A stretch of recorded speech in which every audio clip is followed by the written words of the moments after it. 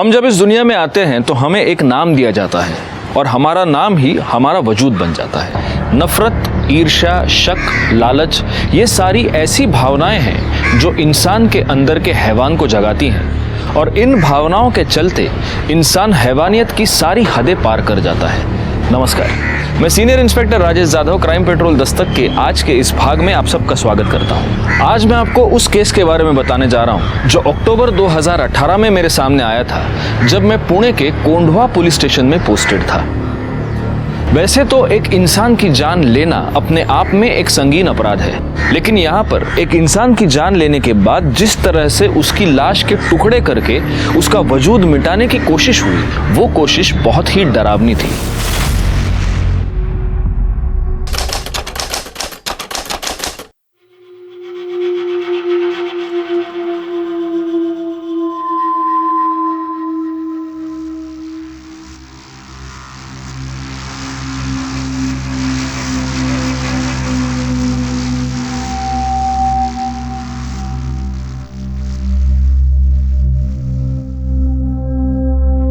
अरे आ गई तू? अभी तो सुबह के 7 ही बजे। इतनी जल्दी कैसे गया?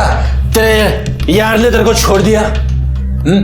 इतनी जल्दी कैसे मुंह काला करके आ गई तू? तेरे वजह से। उसको पता है ना तू कितना निकम्मा है। मुझे ही तेरा ध्यान रखना पड़ता है। तेरा खाना पीना, ये रात भर जो दारू तेरी चलती है ना, सब मुझे ही देखना पड़ता है ना। सारी इज्जत मिट्टी में मिला दी मेरी। तेरी इज्जत का इतना ख्याल है ना तुझे, तो जाके कुछ काम कर। यहाँ घर बैठकर मुझ पर शक करता है और बदनाम करता रहता है मुझे।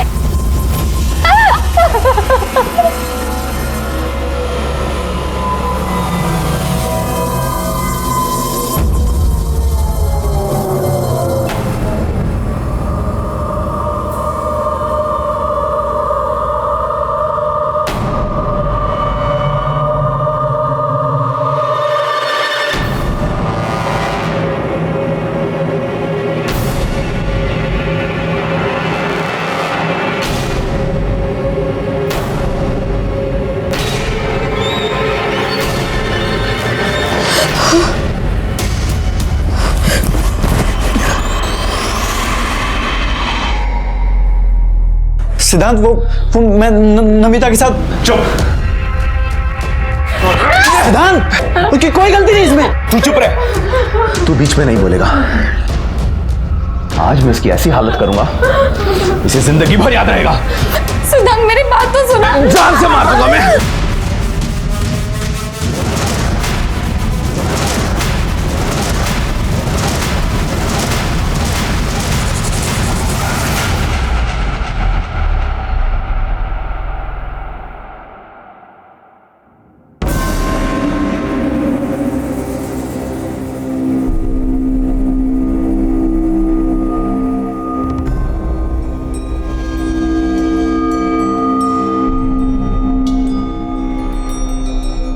अभी तो तेरे को इतने में ही छोड़ा है, अभी भी नहीं सुधरी ना तू।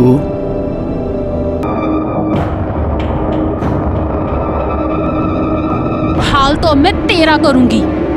तुझे तेरे किए की सजा जरूर मिलेगी। छोड़ूंगी नहीं मैं तुझे।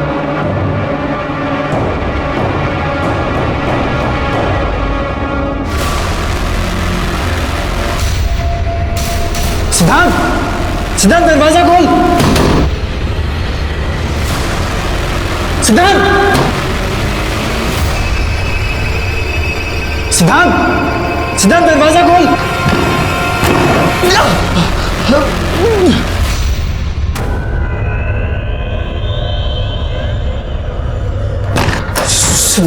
सिद्धांत, ये क्या किया तूने? पागल हो गया तू? सिद्धांत, उठ। क्या किया तूने? हाथ निकाल। तू हाथ मत लगा मुझे। सिद्धांत, माफ कर दे यार, दोबारा नहीं होगा ऐसा। गलती होगी मुझसे। गलती नहीं, तूने जानबूझ के किया है मेरे साथ। शायद मुझ में ही कोई कमी है। मैं प्रॉमिस करता हूँ कि आज के बाद मैं नमिता को कभी नहीं मिलूंगा। आई डोंट ट्रस्ट यू, लेकिन फिर भी मैं ऐसा कुछ करूंगा। कि तू चाह कर भी उसे नहीं मिल पाएगा।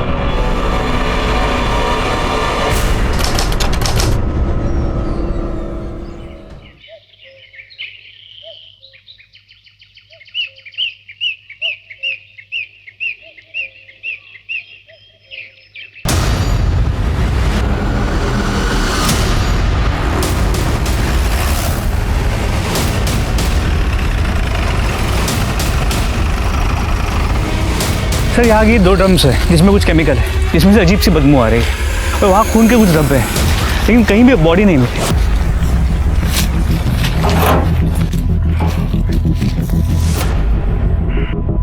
ये क्या है ये?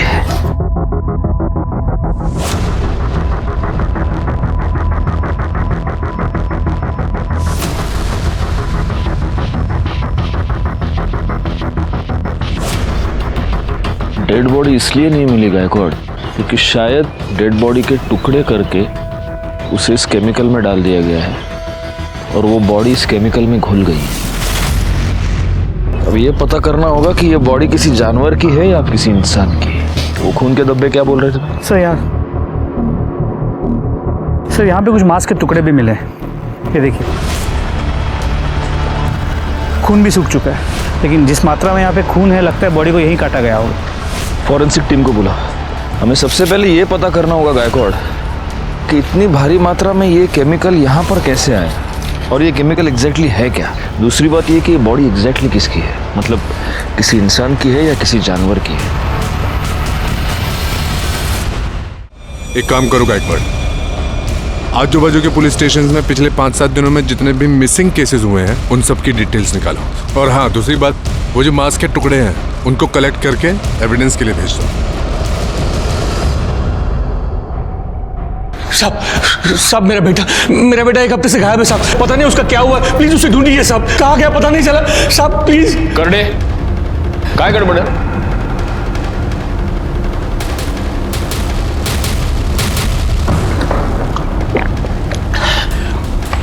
हड़ू हड़ू शांत। साहब मेरा बेटा अमित यहाँ पुणे में चंदन नगर में रहता है। 1 हफ्ते पहले मेरी उसके साथ फोन पे बात हुई थी, वो बहुत ही परेशान लग रहा था। बाबा बेटा तू रो क्यों रहा है, बोलो ना क्या हुआ।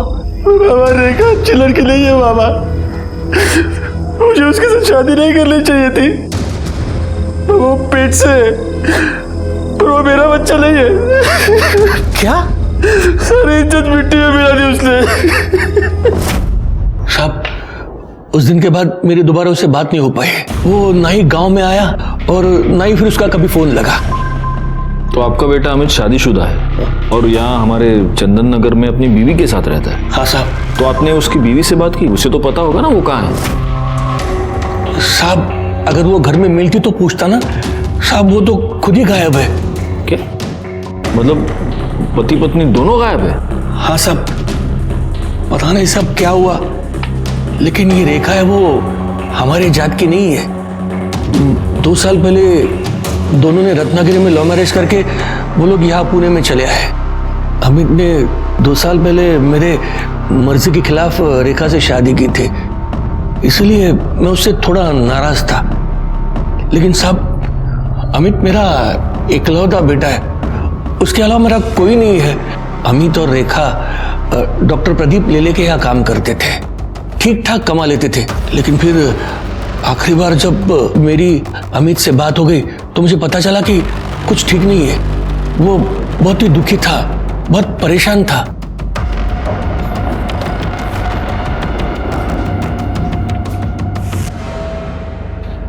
सर ये फोरेंसिक रिपोर्ट के बारे में कुछ बात करनी थी। आप 2 मिनट बैठिए, मैं आता हूँ।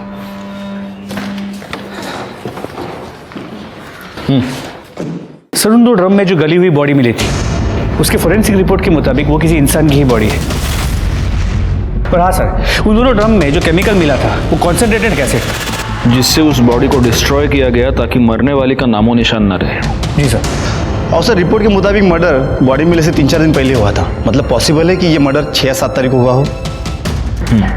खैर एक काम करो सर, सबसे पहले तो ये पता करो कि इतनी भारी मात्रा में एसिड आया कहाँ से। Yes sir. शहर में जितने भी सप्लायर्स हैं उन सबसे पता करो। Yes sir. गायकवाड़ तुम आ जाओ मेरे साथ। हाँ नंतर बोल दो। हाँ हाँ बताइए। साहब बताना क्या है, मैं तो सिर्फ यही चाहता हूं कि आप मेरे बेटे को ढूंढ दीजिएगा। साहब मुझे पूरा यकीन है कि डॉक्टर लेले ने और रेखा ने मेरे बेटे को गायब कर दिया है और वो रेखा कहीं छुप गई है। आप इतने यकीन के साथ कैसे कह सकते हैं कि आपके बेटे को रेखा और डॉक्टर लेले ने गायब किया है? रेखा भी तो गायब है। ऐसा भी तो हो सकता है कि आपने और आपके बेटे ने मिलकर रेखा को गायब किया है और अब आपका बेटा अंडरग्राउंड हो गया है और आप यहाँ पर उसकी मिसिंग कंप्लेंट लिखवाने आए हैं ताकि हमको आप दोनों पर शक ना हो। साहब आप ये क्या कह रहे हैं साहब? मैं तो अपने बेटे की कंप्लेंट लिखवाने आया था और आप उल्टा मुझे ही फंसा रहे हैं। साहब आप ही बताइए, भला इतना बड़ा ब्यूटी पार्लर कौन किसी को फ्री में चलाने के लिए देगा? साहब अमित ने मुझे पूरी बात बता दी थी। बेटे की मजबूरी में मैं आपसे मिलने आया। पता नहीं मेरा बेटा कहाँ होगा, किस हाल में होगा। आप उसे ढूंढने की बजाय मुझ पर ही शक कर रहे हैं। देखिए हमारा काम सवाल पूछना है और हम हमारा काम कर रहे हैं। फिलहाल आप एक काम कीजिए, अमित और रेखा दोनों की डिटेल्स यहाँ पर लिखवा दीजिए। जैसे ही हमें कुछ भी पता चलेगा हम आपको इन्फॉर्म कर देंगे। शंकर के मुताबिक उसकी अमित से आखिरी बार बातचीत 6 तारीख को हुई और 6 तारीख के बाद अमित और रेखा दोनों गायब हैं।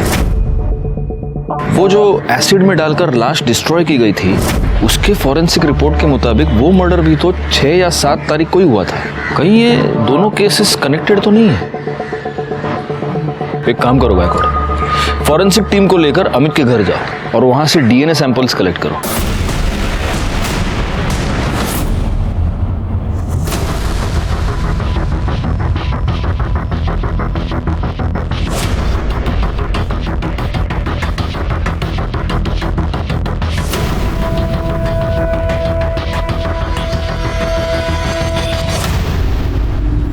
एक्सक्यूज मी, डॉक्टर लेले? जी वो अंदर पेशेंट के साथ है। डरने की जरूरत नहीं, दवाई से ठीक हो जाएगा। कम इन, मैं लिख के दे। डॉक्टर लेले? यस। हमें आपसे जरा बात करनी है। जी। शंकर बकवास कर रहा है सर। मुझे लगता है कि अमित और शंकर दोनों ने मिलकर रेखा को गायब किया है। ये बाप बेटे दोनों घटिया इंसान हैं। तो आपका यह कहना है कि शंकर ने आपके और रेखा के बारे में जो कुछ भी कहा वो सब झूठ है? सर रेखा मेरी बेटी जैसी है, वो बहुत ही मेहनती और ईमानदार लड़की है। कमाल है डॉक्टर साहब, लेकिन जो आपकी बेटी जैसी है वो इतने दिनों से गायब है और आपने कंप्लेंट तक नहीं लिखवाई। नहीं, मैं दरअसल आपके पास आने वाला था कंप्लेंट लिखवाने के लिए। मैं तो खुद हैरान हूं कि वो कैसे गायब होगी, कहां गायब हो गई।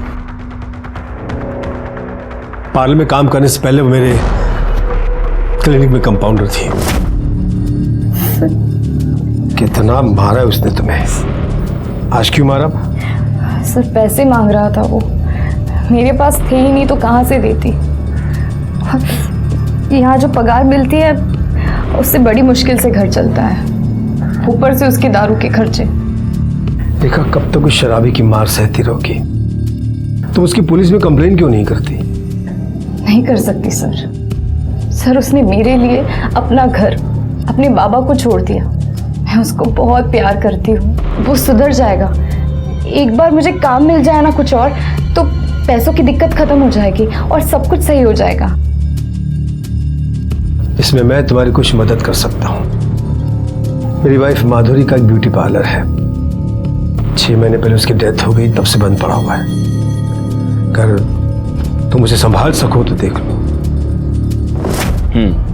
इसका मतलब उसने पार्लर ज्वाइन कर लिया, उसके बाद उसकी ये सारी प्रॉब्लम सॉल्व हो गई? नहीं सर, हालत और बिगड़ गई। सब ये इस वीक की बैलेंस शीट और ये कैश। वाह रेखा, जब से तुमने पार्लर संभाला है अच्छा खासा बिजनेस हो रहा है। ये सब तुम्हारी मेहनत का नतीजा है। अगर आप पार्लर में मुझे मैनेजर की नौकरी नहीं देते तो पता नहीं मेरा क्या होता। नहीं नहीं, यू डिजर्व इट। वाह वाह वाह वाह वाह, चलने दो चलने दो। क्या कर रहे हो? और तेरे यार को देख के बड़े दांत दिखा रही है तू, हैं? कितना पैसा देता है तू? कितना पैसा देता है?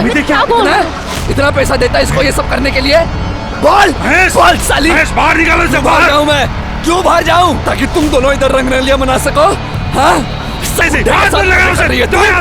शर्म नहीं आती तेरे को? शर्म नहीं आती? हमारा फैमिली मैटर है। साली? तुम चलो अमित, घर चलो। तेरे को मैं तो देख लूंगा, तेरे को देख लूंगा मैं। साला इधर लेके सब।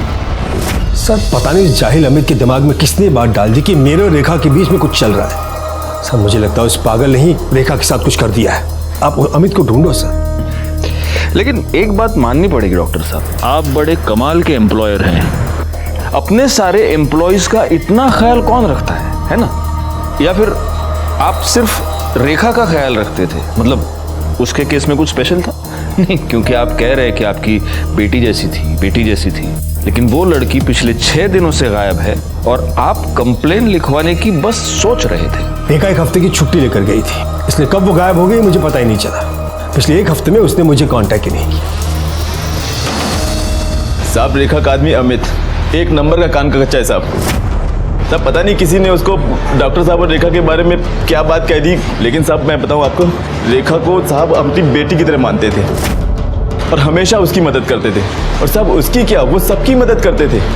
यहाँ तक कि जब रेखा ने उनसे विनती की कि उसके पति अमित को काम पे रख ले तो उन्होंने उसको ड्राइवर भी रख लिया। अमित को आखिरी बार कब देखा था? साहब 7-8 दिन पहले देखा था साहब। सर यहीं पे झगड़ा करने आया था। बाहर निकलो। चुप। कुछ नहीं सुनने की तरह मेरे को, समझा ना तू? साला बहुत शरीफ बनता है ये, बहुत शरीफ बनता है, लेकिन शरीफ नहीं है ये। आग लगा दी मेरे घर में, आग तूने। अब भी क्या, अब भी मेरे को मेरा पगार चाहिए, समझा ना तू? और तेरे इस गाड़ी के लिए दूसरा ड्राइवर ढूंढ ले तू।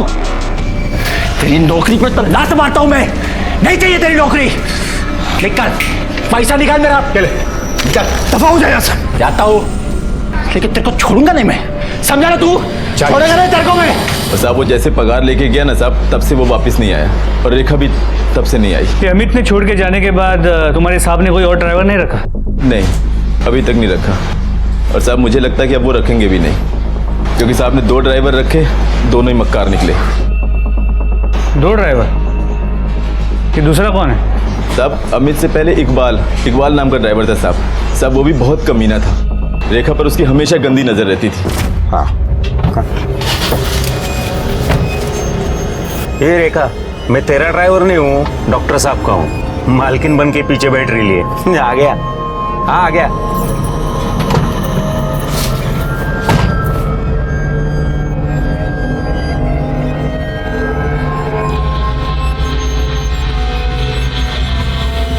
क्या कर रहा है? अरे गुस्सा क्यों करती है? बहुत हो गया अब तेरा। औकात क्या है तेरी? शर्म नहीं तुझे ऐसी हरकत करते हुए? रेखा, इसे खींच के थप्पड़ मारो, ताकि दोबारा किसी लड़की के साथ ऐसा करते हुए 10 बार सोचे। मारो, मैं कहता हूं मारो, मारो उसे। ला, गाड़ी की चाबी ला, निकाल जल्दी और दफा हो जा। तुम्हारा देखना नहीं यहां पर, समझा? चल निकल यहां से। ये बुढ़े पागल हो गए तू लड़की के चक्कर में। लड़की से थप्पड़ मरवाता है, छोड़ूंगा नहीं तुझे। चल निकल यहां से, दफा हो जा। देख मैं क्या करता हूं। मैं देख लूंगा, जा देख, मैं देखता हूं। चल निकल यहां से। तो रेखा की वजह से ही इस इकबाल को भी तुम्हारे डॉक्टर साहब ने काम से निकाल दिया? हाँ साहब।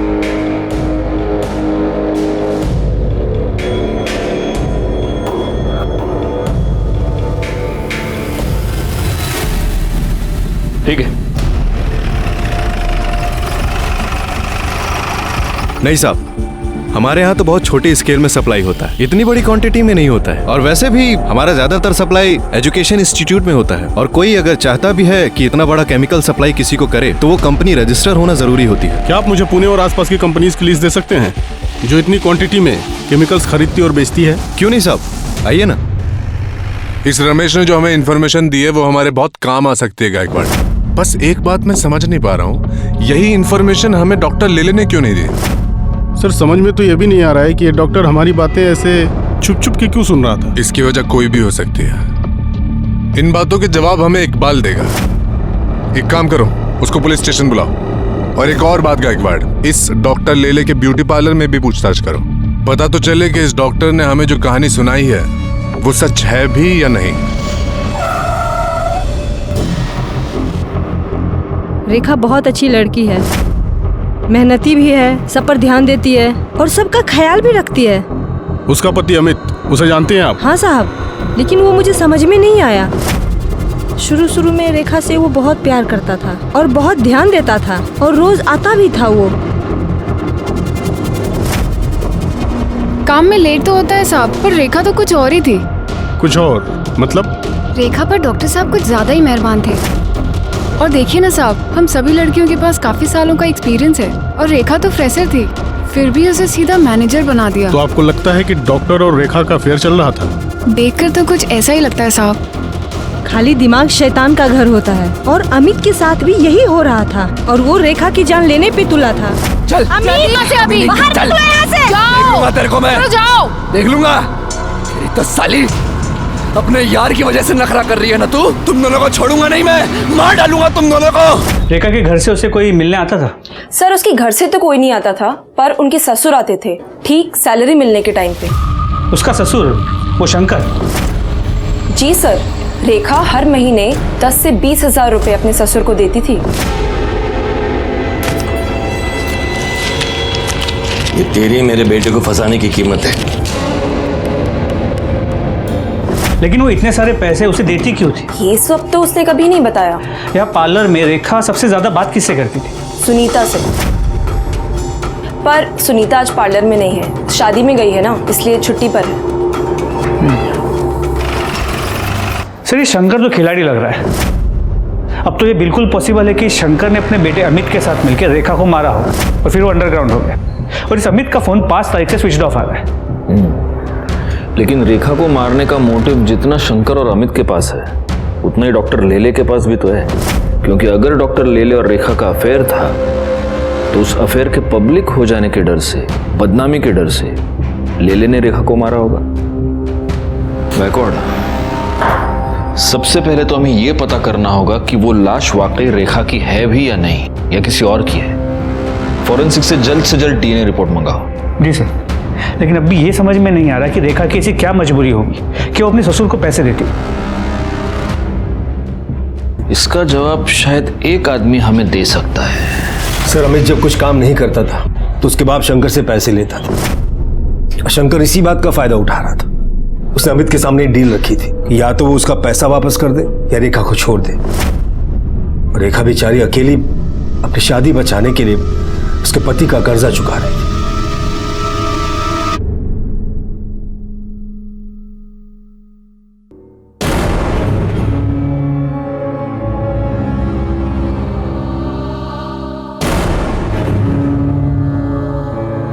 अब देख मैं तेरे साथ क्या करता हूँ। सिद्धांत क्या कर रहा है यार, सब लोग देख रहे हैं। तू एक सेकंड मेरी बात सुन। मैं हाथ छोड़ मेरा। सिद्धांत मेरे लिए प्लीज बैठ के बात करते हैं, सब लोग देख रहे हैं, प्लीज मेरे लिए प्लीज बैठ। मैं बताता हूँ ना तुमको, बैठ। अमिता, सिद्धांत मैंने इसे बुलाया यहाँ पे मिलने के लिए, इसे ये बताने के लिए कि मैं इसके साथ कोई रिश्ता नहीं रखना चाहता। झूठ मत बोल मयंक। ठीक है सिद्धांत, अगर तुझे यकीन नहीं है तो तेरे सामने बात कर लेते हैं। देखो नमिता, मैं अब तुमसे कोई रिश्ता नहीं रखना चाहता।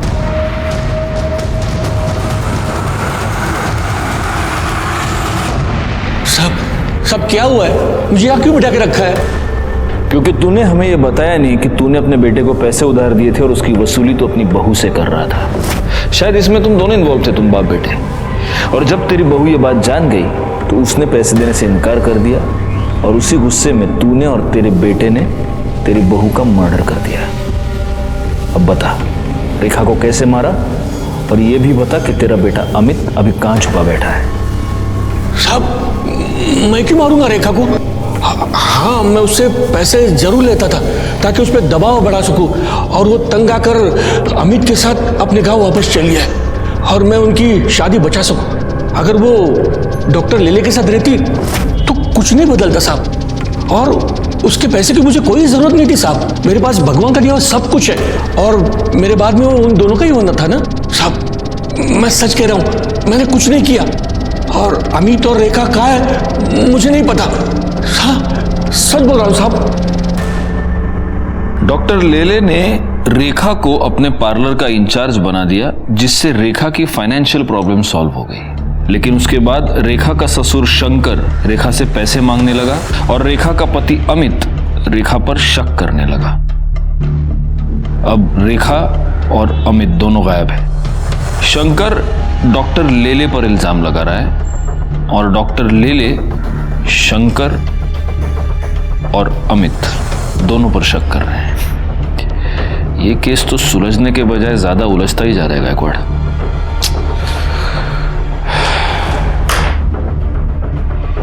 हमारे पास बहुत सारे डॉट्स हैं, लेकिन इन डॉट्स को जोड़ने वाली कोई कड़ी हमारे पास नहीं है। 2 लोग गायब हो चुके थे और हमारे हाथ एक लाश लगी थी। हम इस बात को लेकर भी श्योर नहीं थे कि वो लाश इन्हीं दोनों में से किसी एक की थी या नहीं।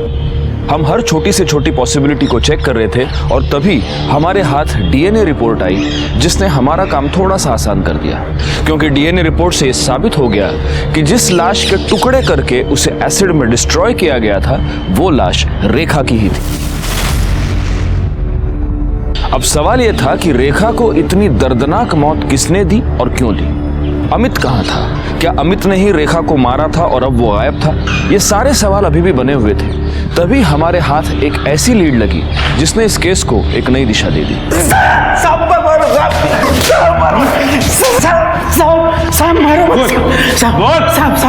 सब बता दो सब माना अपन ने बदतमीजी किया था ना साहब, इसलिए सब बराबर हो गया ना साहब। ये सब बराबर हुआ नहीं, तूने बाद में किया। उसने तुझे थप्पड़ मार के तेरी बेइज्जती की थी और तूने उसे धमकी दी थी। छोड़ूंगा नहीं तुझे। चल से दफा। और उस धमकी को तूने उसे मार के पूरा किया है ना? अरे नहीं साहब मैंने वो गुस्से में बोला था साहब। माना अपन ने गलती की, लेकिन अपने को क्या लगा वो अगर डॉक्टर साहब के साथ चक्कर चला सकती है तो अपना भी हाथ अगर उसको लगाए तो वो क्यों बुरा मानेगी। लेकिन साहब उसने तो बवाल ही कर दिया साहब। तेरे को कैसे मालूम रे उसका डॉक्टर के साथ चक्कर चल रहा था? हाँ साहब अपन 3 बरस से उधर काम कर रहा था।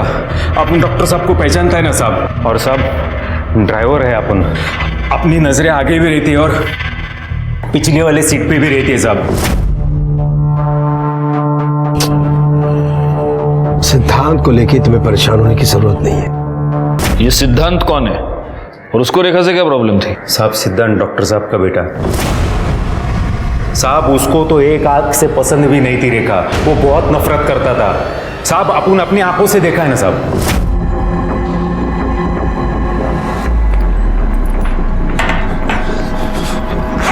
मेरे पापा से दूर रहे वरना जान से मार दूंगा तुझे। ये आप क्या बोल रहे हैं? मैंने क्या किया है? तुझे मेरी माँ की जगह नहीं लेने दूंगा। साहब मेरे पापा से छोड़ो। क्या कर रहे हो तुम? वैसे कहीं क्यों? तुम्हें हिम्मत कैसे उसे हाथ लगाने की? निकल जा मेरे घर से, निकल जा मेरे घर से। आज के बाद मेरे घर में कदम मत रखना। आउट।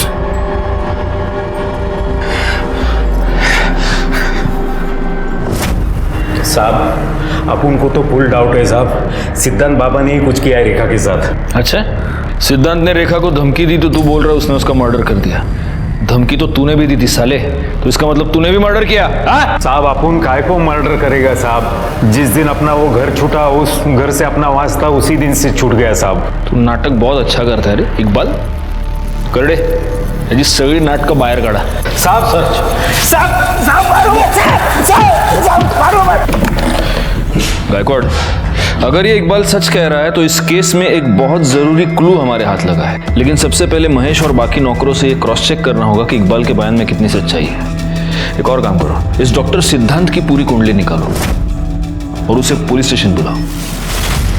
सर अलग अलग कंपनी के नाम से माल लेते हैं, फिर भी इस केमिकल की हमेशा शॉर्टेज रहती है। सर ये केमिकल का डिमांड ज़्यादा रहता है और सप्लाई कम रहती है।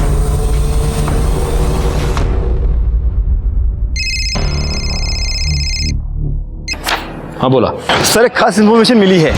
केमिकल्स की शॉर्टेज पूरी करने के लिए एक ही कंपनी अलग अलग नाम से केमिकल्स खरीदती है। इसका मतलब ये हो सकता है कि किलर ने अलग अलग आईडीज यूज करके एसिड खरीदा। Yes sir.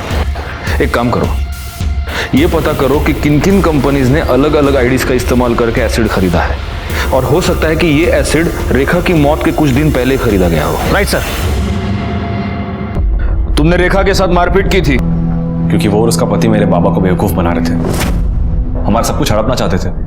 तुमने उसे धमकी भी दी थी कि तुम उसको जान से मार डालोगे और तुमने मार दिया। सर धमकी मैंने गुस्से में दी थी, मैंने उसे नहीं मारा सर, मैंने कुछ नहीं किया। अगर लोगों की बातों में आकर तुम उसे धमकी दे सकते हो तो तुम उसे मार क्यों नहीं सकते? हाँ सर, मैंने लोगों से सुना था, लेकिन मैंने यकीन तब किया जब बाबा ने मुझे खुद कहा कि रेखा के पेट में जो बच्चा है वो उनका है। डैड, मैं कब से आपसे कुछ पूछ रहा हूं। रेखा के पेट में आपका बच्चा है? क्या बकवास कर रहा है तू? क्या आप उसके बच्चे के बाप हैं? सिद्धार्थ, तुम्हारी हिम्मत! आज मैं आपसे नहीं डरने वाला। जवाब दीजिए, रेखा के पेट में आपका बच्चा है या नहीं? हाँ है। मैं ही उस बच्चे का बाप हूँ। रेखा के बच्चे का बाप मैं हूँ। क्या कर लोगे? बोलो, क्या कर लोगे तुम? सर, उस दिन के बाद से मैं बाबा से कभी नहीं मिला, ना ही उनकी शक्ल देखी। 6 अक्टूबर को रेखा गायब हुई, उस दिन तुम कहाँ थे? सर, 5 अक्टूबर से 9 अक्टूबर मैं चेन्नई में था, मेडिकल कॉन्फ्रेंस अटेंड कर रहा था। आप क्रॉस चेक कर सकते हैं। ठीक है, तुम जा सकते हो। Thank you.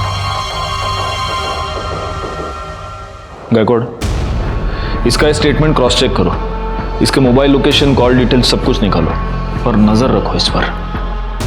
सिद्धांत के बयान के मुताबिक डॉक्टर लेले ने खुद उसे अपने और रेखा के संबंधों के बारे में और होने वाले बच्चे के बारे में बताया। सिद्धांत का यह भी कहना है कि रेखा और अमित दोनों डॉक्टर लेले से पैसे निकलवाना चाहते थे। अब हो सकता है कि डॉक्टर लेले को यह बात पता चल गई हो और उसी ने अमित और रेखा दोनों का मर्डर कर दिया हो। रेखा की बॉडी के बारे में हमें पता चल चुका है, लेकिन अमित का अभी तक कोई पता नहीं। सर, अगर उस डॉक्टर से अपनी तरह से उगलवाए तो? नहीं, जब तक हमारे पास कोई पुख्ता सबूत नहीं है हम डॉक्टर को उठा नहीं सकते, वो बेल पर छूट जाएगा। हमें सबसे पहले ये पता करना होगा कि डॉक्टर की इस पूरे मैटर में एग्जैक्टली क्या इन्वॉल्वमेंट है, तभी उस पर हाथ डाल सकते हैं। सर, हमने शंकर सावंत को बहुत ढूंढा पर वो कहीं नहीं मिला।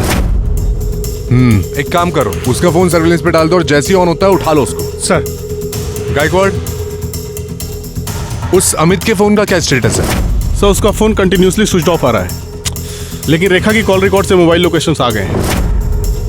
जिस दिन वो गायब हुई थी वो मैटरनिटी क्लिनिक गई थी और उसी दिन उसने अपने एक अच्छी दोस्त और कलीग सुनीता उसे 5 से 6 बार कॉल किया था।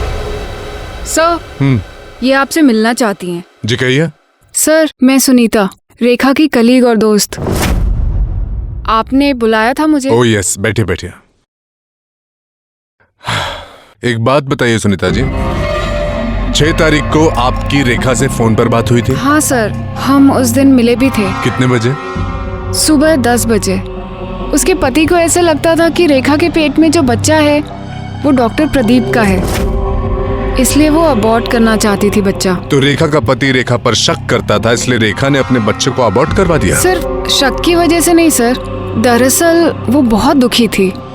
उसने हॉस्पिटल से आते वक्त मुझे ये बताया था। अगर ये बच्चा आता तो वो नाजायज ही कहलाता। मुझे कुछ हो जाए आगे तो उसे कौन पालता? ठीक है, आप जा सकती हैं। अगर जरूरत पड़ी तो हम आपको वापस बुला लेंगे। ठीक है सर। Thank you. पाटिल भाई, जरा गायकवाड़ला पाठवा। Okay sir. सर।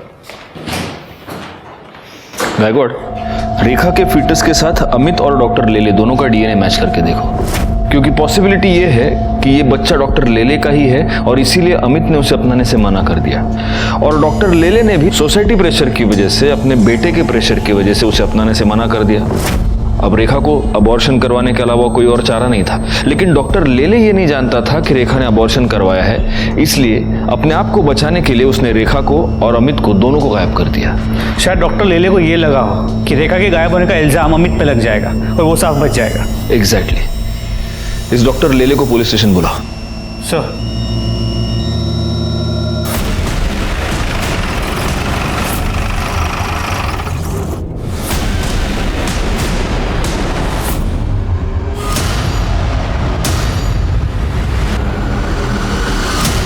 सर, घर में कहीं भी कोई फोर्स एंट्री के निशान नहीं, बॉडी पे भी कहीं कोई एक्सटर्नल इंजरी मार्क्स नहीं, लेकिन सर यहाँ गले पे, ये देखिए, यहाँ पे कुछ इंजरी मार्क्स हैं, स्वेलिंग भी आ गई है, लेकिन क्या है, कैसे हुआ है, कुछ पता नहीं चल रहा। लगता तो ये मर्डर ही है गायकवाड़। और हो सकता है कि जिसने भी ये मर्डर किया है उसे इस घर में फोर्स्ड एंट्री करने की जरूरत ही नहीं। सर इंजेक्शन मिला। इस तो खाली लग रहा है गायकवाड़। हो सकता है गले पर ये जो 2 मार्क्स है वो इसी की वजह से। देखो निडल देखो, जमा करा। सर 1 मिनट सर, यहाँ आइए सर। ये देखिए सीसीटीवी कैमरा सर। कैमरा तो वर्किंग है, इसका कंट्रोल पीछे की तरफ है और किसी ने इसका मेन स्विच ऑफ कर दिया है। सर ऐसा लगता है कि इस घर में घुस के डॉक्टर साहब पर हमला करने वाला उनकी जान पहचान का हो सकता है। बॉडी को सबसे पहले किसने देखा? मैंने देखा था साहब। कल संडे था तो संडे को साहब भी पूरा दिन घर में ही रहते हैं और मेरा भी शाम को 4 बजे छुट्टी हो जाती है, तो मैं घर चला गया था साहब। लेकिन सब जब मैं सुबह आके देखा तो मैंने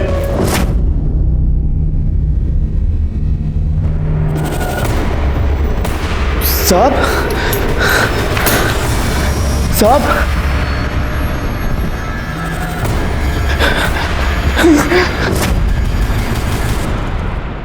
डॉक्टर प्रदीप लेले की मौत ने इस केस को एक नया ट्विस्ट दे दिया, क्योंकि अब तक डॉक्टर लेले इस केस में हमारे लिए प्राइम सस्पेक्ट था। पोस्टमार्टम रिपोर्ट से यह पता चला कि डॉक्टर लेले की मौत एम्बोलिक स्ट्रोक की वजह से हुई है,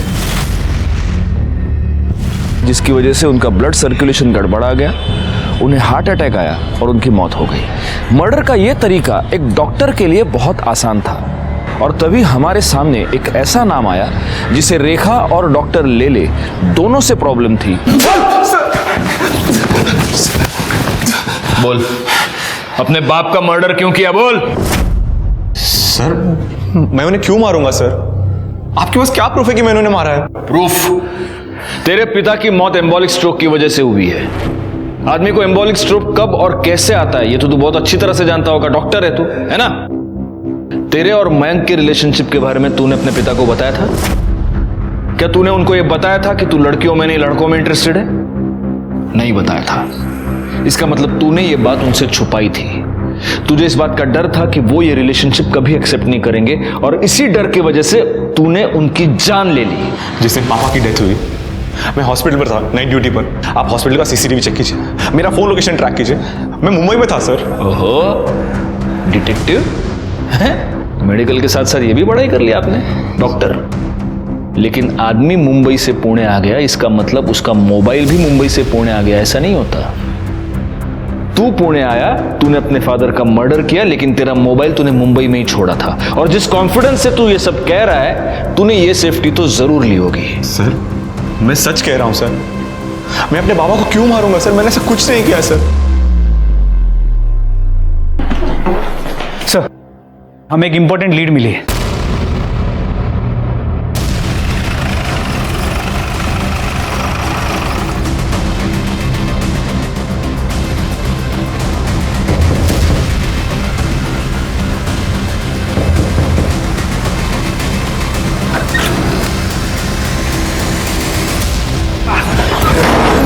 साहब क्या कर रहे हो? साहब क्या कर रहे हो? बेटा कहाँ है तेरा? मालूम नहीं साहब। कर दे, घर चेक करा। हो सर। अरे साहब पकड़ो इसे, पकड़ा ला।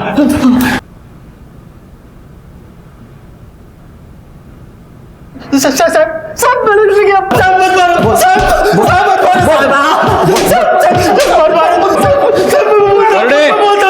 कर दे बस। बोले अभी पोपट की तरह बोल, वरना करड़े मिर्ची लेके आ जाएगा, समझा? चल बोल।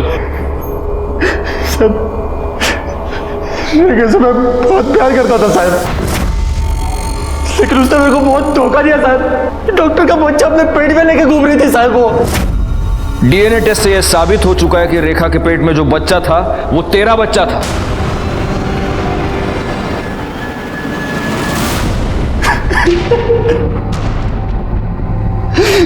साहब उस कमीना डॉक्टर प्रदीप की वजह से मेरी जिंदगी बर्बाद हो गई साहब। उसने नहीं, तूने खुद अपनी जिंदगी बर्बाद की। तूने अपनी बीवी की जान ली, उसे जान से मार दिया तूने। नहीं साहब, मैं उसे बहुत प्यार करता था साहब, मैंने नहीं मारा उसको। साहब उस कमीना डॉक्टर प्रदीप की वजह से मेरी जिंदगी बर्बाद हो गई साहब। उसने नहीं, तूने खुद अपनी जिंदगी बर्बाद की, तूने अपनी बीवी की जान ली, उसे जान से मार दिया तूने। नहीं साहब, मैं उससे बहुत प्यार करता था साहब, मैंने नहीं मारा उसको, मैंने नहीं मारा साहब। और डॉक्टर प्रदीप को? डॉक्टर प्रदीप को तू नहीं मारा। तुझे ऐसे लगा कि तू उसके घर के सीसीटीवी कैमरा की स्विच ऑफ कर देगा तो हमें पता नहीं चलेगा, लेकिन तू ये भूल गया कि उसके बंगले के आसपास और भी बंगले थे जहां पे सीसीटीवी कैमरा थे, जिसमें तू साफ पकड़ा गया है। अब सीधी तरह से बोल वरना मिर्ची खाएगा। साहब, रेखा के मौत की खबर मैंने अखबार में पढ़ी तो मेरे को बहुत गुस्सा आया साहब। उस डॉक्टर प्रदीप ने उसको जितना चाहा उतना यूज किया और फिर मार डाला साहब, तो उसका मरना भी तो तय था ना। सब मेरे को पता था कि संडे को वो अकेला रहता है, इसलिए मैं संडे को उसके घर गया, सीसीटीवी का स्विच ऑफ किया। क्या करना है? क्या क्यों आया तुमने को यहाँ से? मेरी बीवी के साथ अच्छा नहीं किया तूने। तो होश में नहीं है मैं, तू जा यहाँ से। क्या करना चाहता है अभी तू?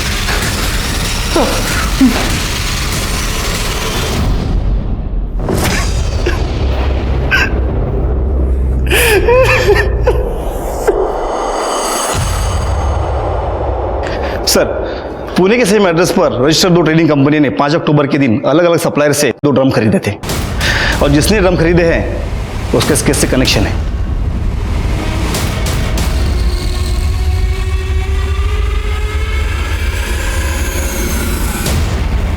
सर, मैं और नमिता एक दूसरे से प्यार करते हैं, लेकिन मेरे पास जॉब नहीं थी और मुझे लग्जरी लाइफस्टाइल की आदत थी, जिसे पूरी करने के लिए मैं सिद्धांत के साथ रिलेशनशिप में था। इस सब का रेखा से क्या लेना देना है? उसको क्यों मारा तूने?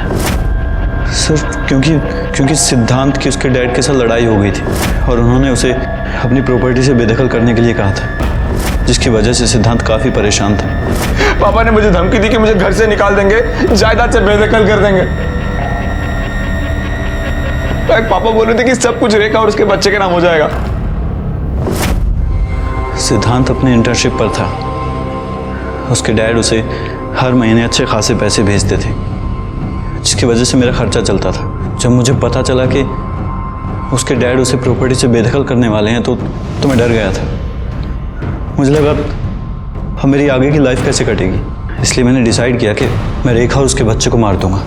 मैं उस पर नज़र रखने लग गया और जब वो हॉस्पिटल से बाहर आई तो काफ़ी देर तक मैंने उसका पीछा किया।